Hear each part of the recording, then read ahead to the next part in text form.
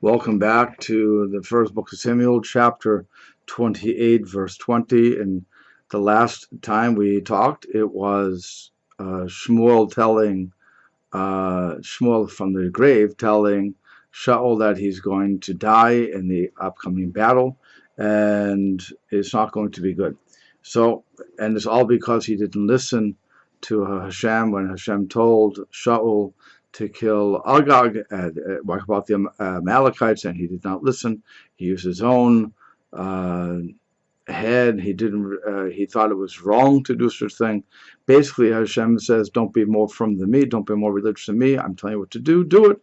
And he, in the end, he doesn't. So what happened was now he's worried, and because the Philistines are on the border, and on top of that, he has no Nevi'im, no prophets to talk to. He doesn't have the Arm for Tumim, the breastplate. He has no Kohanim. Nobody's answering him anything. God is very quiet right now. So that's why he had to go to the witch of Endor to find all this information out. So now we're at verse 20. After he hears it, everything, now what was his response? His response was as follows. Verse 20. Vaymeher Shaul. So Shaul hurried. Vayipol malo kom to arza, and he fell on his face, full prostration to the ground. Why? Because he was doing that to bow down to Shmuel, to show that he was showing deference to Shmuel. Vayira ma'od midivrei Shmuel, and he was very afraid from the words of Shmuel. Gam koach lo hayabo, and on top of that, he also didn't have any strength. So he's fallen for two reasons. One, he's because of the fear of what Shmuel has said, and number two, he's very weak. Why is he weak? The Tanakh tells us, Kilo ochal lechem, he has not eaten bread, kol hayom v'kol halada, the whole day, the whole night. He was worried about everything. He didn't eat, and now it's caught up with him. So verse 21, V'tavo ha'isha el Shaul. So now the woman, the witch, the sorceress, she comes to Shaul. V'tera ki nivhal ma'od. She saw that he was very afraid. He was terrified. Nivhal is a terrifying word. So V'tomer elav, and she said to him, Hinei sham'a shivchadcha b'kolecha. Behold, your servant, your maidservant, me in other words, the maidservant, listened to your voice. And how? Because you told me to conjure up Shmuel, even though I knew that there was a death penalty for this, since you're the king and you said you wouldn't do anything to me. I listened to you, and I didn't think, or I didn't act as if it was an entrapment. So I listened to you. And therefore I put my soul into your hands. My hand.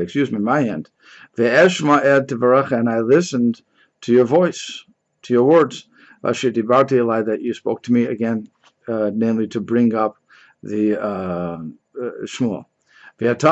And now, again, she sees him terrified, she sees him falling. It's not a good situation to have the king there. It's very dangerous. So she says, Shemana. So now, please listen, or listen now. It's interesting. Now is always a question. Does it mean please? Does it mean now? It could mean both at the same time, but it seems that she would be polite to the king. It wouldn't make sense that she would say, listen now, because she has no right to do that. So Mistama is simply said, it should be please listen. Also, you to the voice of your maidservant. And I will put before you some bread, and you will eat, and then you'll have strength, and then you can go on your way. Now, she doesn't want him to stay in her house. It's just not a good thing. It's not a good situation for her. And he refused. Shaul was like, no, I don't want to eat. He said, I will not eat. I can't eat right now. So his servants pressured him, and also the women pressured him. Finally, he gives in to their voice. And he gets up from the land, gets up and up from the ground. And he sat on the bed. So he's going to sit down to eat. Good. Now, what does a woman do? Isha egam her big bayit. So this woman had a fatted calf in her house.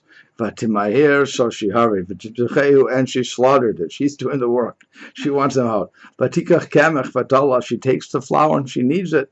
But tofeu matzot, and she makes matzot. Whoa, whoa, whoa, whoa. Is a king here. Why are you making matzah? Matzah is unleavened bread. You didn't let it rise. So the rabbis say again, she wanted him to eat quickly, so she didn't wait the hours that it would take to rise. She was doing everything quickly so that he could eat. It could have also been that she was worried that he's going to die there, so whatever the case is going to be, but it seems that she was in a rush to get him going. Vatagesh lifnei Shaul lifnei Avadav. So she said it before Shaul and before his servants. Vayochelu, and they ate. Vayakumu, and they got up. Vayeluchu, and they went. Balaylahu, that night.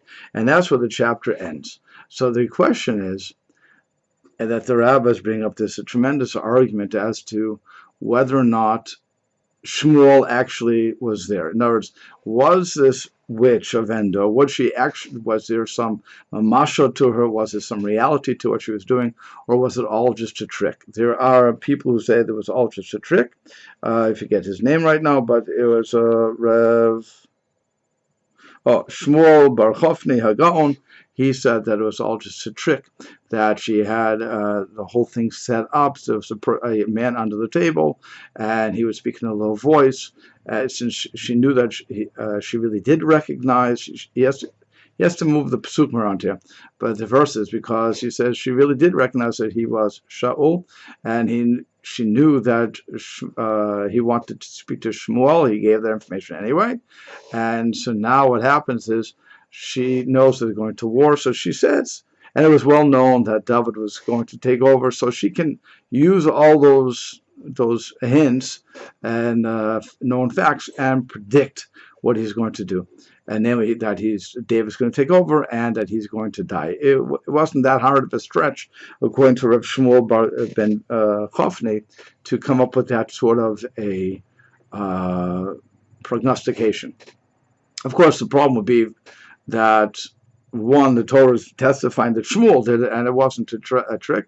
So, but as Rav Shmuel was probably a rationalist, didn't like the fact that there was this sort of witchcraft going on. Rambam doesn't like it. Maimonides doesn't like it. Yet other people do. They go with it. The Gemaras go with it. It's a really tremendous argument that goes out there as to what's going on. And furthermore, the side that says, the opinion that says that this was not a trick, is also testified in the Torah and the Tanakh, when it says that when the woman saw Shmuel or heard what was going on, she screamed, and because she wasn't ready for it, she couldn't believe that this was happening. It was actually working. So you have that sort of an element going on, but that's the argument that ensues about whether or not this sort of sorcery it was possible or not. Again, you have the split. It goes back and forth, and this is a very interesting argument to whatever side you like take. But and that's where we stop with chapter 29. If you like this, please give a thumbs up, and we'll talk to you later. Thanks.